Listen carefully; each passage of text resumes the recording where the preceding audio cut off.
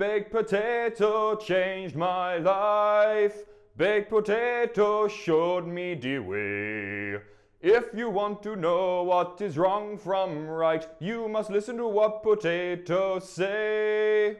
Do be good, don't be bad. Thank you, baked potato. Do be happy, don't be sad. Thank you, baked potato. And if you want to have a better day, you must listen to what the baked potato say. Do be early, don't be late. Thank you, baked potato. Always eat what's on your plate. Thank you, baked potato. And if you want to have a better day, you must listen to what the baked potato say. B-A-K-E-D-P-O-T-A-T-O. Baked potato!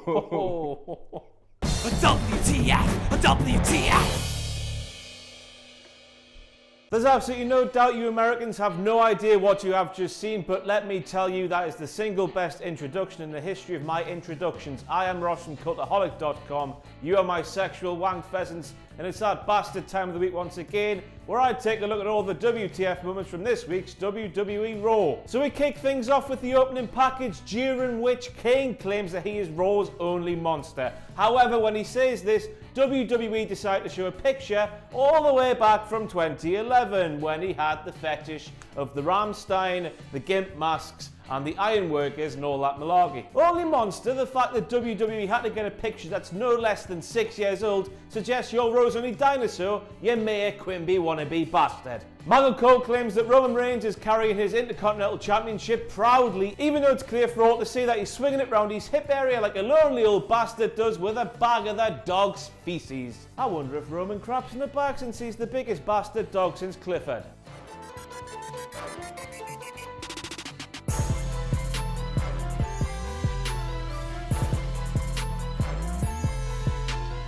First of all, Booker T putting himself over as blatantly as he did in this instance should be punishable with a suspension, or even better still in his case, some bastard commentary lessons. Booker claimed that no less than 16 superstars have won WWE's Grand Slam. However, when you log onto Wikipedia, it clearly says that 17 have, and as we all know, Wikipedia is the best source for all information on the internet because anybody can edit it, therefore you're always getting the best information. Who do we believe here? Booker T or Wikipedia?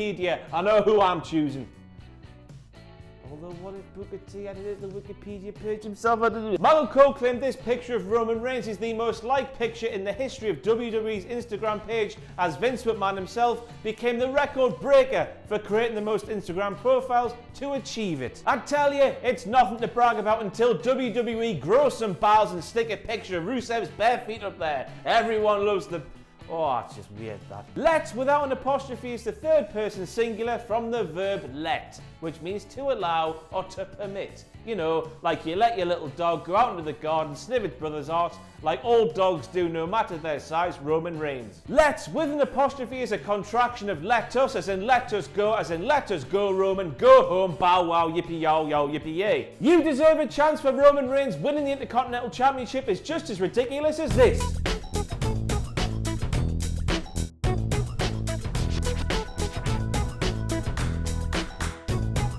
Jesus Christ, we're still in the first segment. This episode of Raw is as top heavy as Viscera. No, we're not doing that again. Anyway, Roman Reigns tried to pass off his Shield powerbomb last week as the reason The Miz is missing this week, despite the fact The Miz has been posting Instagram stories of him getting a lovely haircut in a lovely trailer on a lovely movie set. Is just about as ridiculous as this.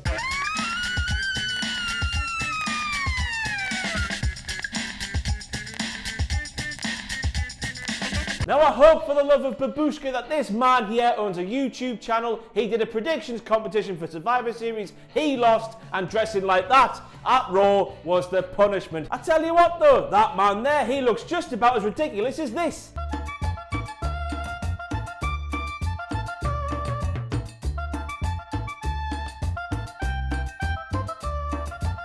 That's enough of that now. But Seth Rollins in his customary gear, not in his Shield getup anymore. Is that it? Are the Shield gone for good? Less like Take That's reunion, more like Busted's reunion. This is just about as disappointing as the reaction of the mothers who are watching their kids watching the graps. No burn it down in Seth Rollins' entrance anymore. Well, it's clear to see what's gone on here. Kevin Dunn himself has burning mouth disease because he got too excited with a pucker pie. Either that, or he got a bit too excited with a lassie who had just finished a Vindaloo. Michael Cole saying that Dean Ambrose was on his honeymoon in Hawaii and Sheamus was back in Ireland on a sabbatical had me thinking that Dean Ambrose and Sheamus are actually married and enjoying a honeymoon back in Ireland, Sheamus' motherland. I wonder if they did hook up though, would Dean Ambrose be able to master those tatties, or as Sheamus would call them, potatoes? This time we have Michael Cole claiming that Sheamus is a 3-time tag team champion when that's just incorrect. He's actually a 4-time tag team champion. 3 with Sheamus and 1 with Tyson Kidd. Poor old Tyson there. First of all, Natty forgets about him at home and she's more concerned with the bastard cats. And now Maggle forgets about him. The kid can't get a break, can he? Basically, after that match last night, I believe that Seth Rollins needs checked out for a concussion. He's concerned that Dean Ambrose is going to fall off the face of the earth. He's worried that Renee Young has put her credit card on the honeymoon suite and Charlie Caruso should know that because they're pals. What on earth are you talking about? What's that got to do with the price of cheese like? A quote from Maggle Cole. Oh! And Titus caught him under the chin, as you can see there.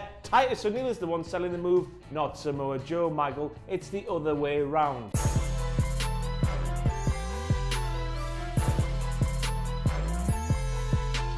So this time we have Booker T talking about Titus O'Neil and how he's a former football player. He failed at that, and the Graps is his second choice. Second choice. I bet Vince McMahon and the rest of the locker room are absolutely thrilled with that comment. Booker, let's all bow down to the mighty American football, who apparently plays first fiddle to the second fiddle of professional wrestling. Only the rejects come over to the wrestling, while the rest of them all laugh at us wrestling fans and wrestlers. Isn't that good? Now I'm sure that if Booker T heard somebody else say this, it'd be all over them like a bastard rash. So why is that sentence coming out of his own mouth in the first place? Answers on a postcard, please. Tune in to SmackDown Live tonight, where you will see Charlotte, Naomi and Becky Lynch take on the Buffer. I have named them the Buffer because they are the same as the Shield, but a little bit different, where Charlotte will be left in a 3-on-1 handicap situation. Why? Because it happened on Raw, and as we all know, SmackDown just copies Raw for their female wrestling content these days. So Paige's promo where she claimed that she was the one to stick the flag in the ground. She was the one to start the women's revolution.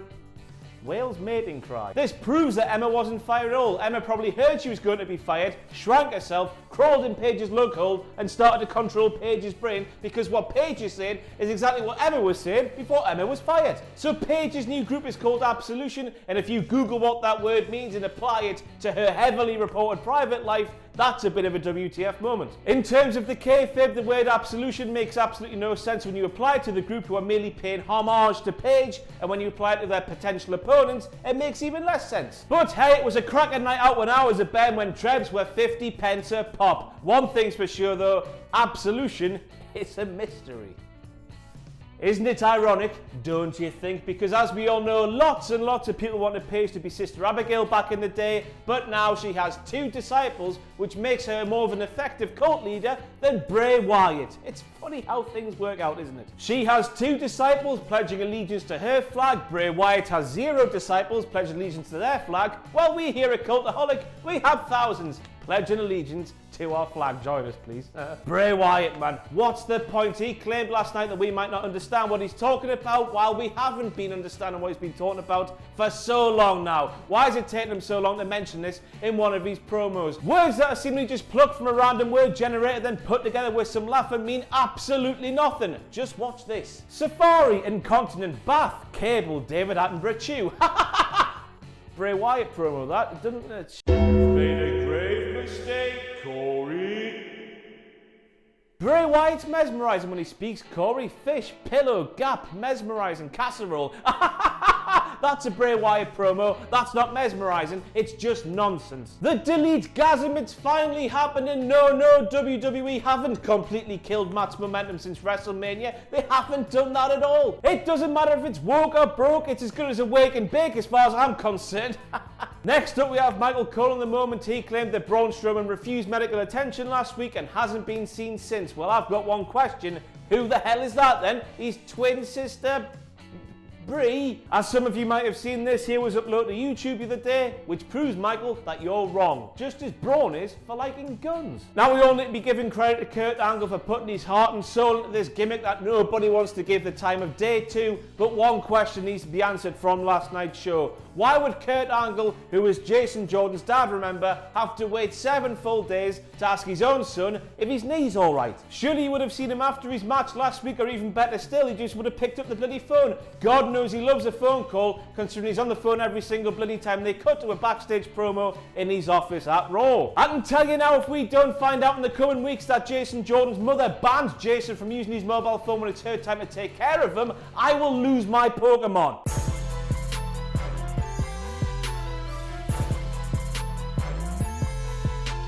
This time we have Booker claim that it's Enzo Amore who is taking those 4 men there take the long route, direct quote, to the championship, even though we all saw Kurt Angle book that match and the next 2 weeks of matches in the build-up to Enzo's next title defense. The only similarity that Kurt Angle and Enzo Amore have is that they're both men, because saying anything else would be an absolute insult to Kurt Angle and all he stands for. This time we have Michael Cole claiming it's time to play with the big dog. Yes, there he is, walking his way down for a big championship match, yet Michael has inserted squeaky toys and belly rubs into your mind. Way to ruin a moment, you absolute dick. Elias got high there, didn't he? Which, considering his line of gimmick, isn't the way he's used to getting high normally. And while we're here and talking about people who are getting high, Roman, hey! Made a grave mistake, Corey. Please do not tell me that Corey Graves is asking this question, asking how many times we've seen somebody manhandle Roman Reigns like this after everything we've seen Braun Strowman do to Roman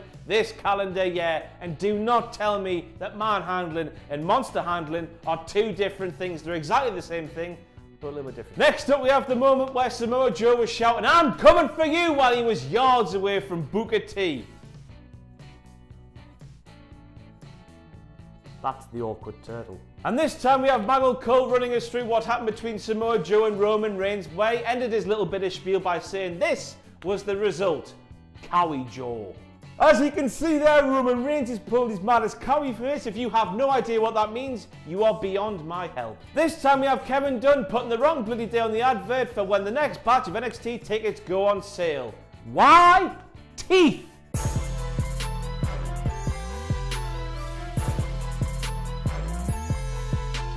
Booker T claimed that he thought that Dana Brooke lost between 5 and 10 pounds in the last 7 days is downright harsh. She looks as good as she always does. Booker is just a dick. Did you hear that? CM Punk, the world-class medical staff of WWE. If Jason Jordan's saying so, then it must be true. World-class. That'll show you.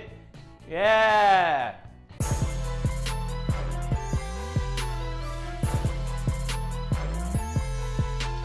Last week when Jason Jordan was taking on Braun Strowman, Booker T claimed he was full of dem guts. This week, however, when he was taking on an older, fatter, slower version of Braun in Kane, Booker claimed that Jason Jordan was out of his mind. In Booker T's own words, "What the hell?"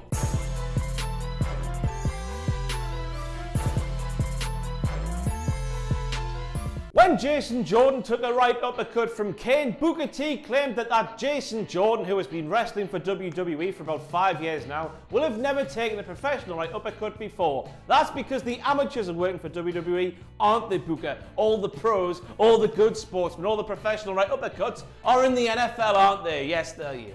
Made a grave mistake, Corey. Corey Graves defending Jason Jordan's injury is weird. Now, as we all know, Jason Jordan is just about clinging on to face status, while Corey Graves, he's the heel commentator. Surely the heel and the face should be butting heads no matter how their friendship is. Is that just me being weird? Who knows? One thing that was going through my mind, however, was the age-old tale of how when you get injured in a wrestling match, you finish the wrestling match. But there is Jason Jordan on the outside and Corey Graves commending him for, you know, selling the injury and not doing the grabs and injuring himself further, the time-honored tradition. So Kane, the heel, is subjected to a 3-man gauntlet match of sorts, and he valiantly makes it all the way to the end. This is just about as backwards as Enoch. Think about it for a second. You haven't got it, have you? That's Kane, backwards. And that's it for all the WTF moments from this week's WWE Raw. There's a lot of them, isn't there? Isn't that nice? Don't forget to follow me on Twitter @RossOnWrestling. Do not forget to pledge to our Patreon, patreon.com/cultaholic, but most importantly, do not forget to join us.